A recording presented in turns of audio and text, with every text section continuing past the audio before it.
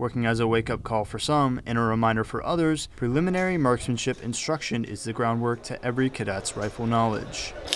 PMI teaches cadets proper foundations for their rifles, not only learning proper use, but also maintenance. It's a lot more than just like how to shoot a weapon. It's all the other aspects that go into a whole qual range. So far we've learned how to make adjustments on your sights for when you're zeroing, kind of how to work with your breathing, how to work between the different positions, and also kind of the different things that you're allowed to do as in terms of how your foot can be placed, where your hands can be placed. Just kind of, again, giving us the basics so that way when we go out to the EST tomorrow, we can kind of learn how we want to do, and then that way we're really ready when we go to Group and Zero and the qual range. Some cadets go into PMI with a clean slate. Others come with previous knowledge, whether it's from past experience or advice from prior enlisted. So my grandfather he ended up retiring as a captain in the Marines.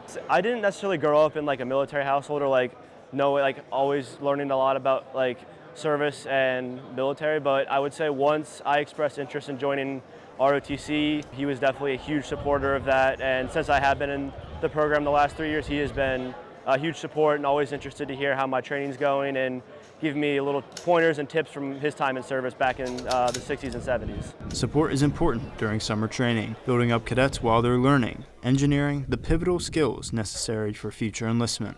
I looked at going to West Point originally when I first looked into the military, but then I always kind of wanted to go more of the medical route, so ROTC was a lot better of an opportunity for me to go to be a physical therapist.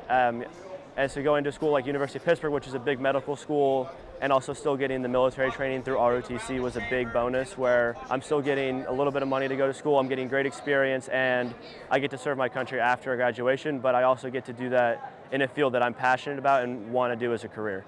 CST allows cadets to rely on support from peers and family while learning the foundational skills necessary for a bright future. For CST Public Affairs, Andrew Fuhrman, Ball State University.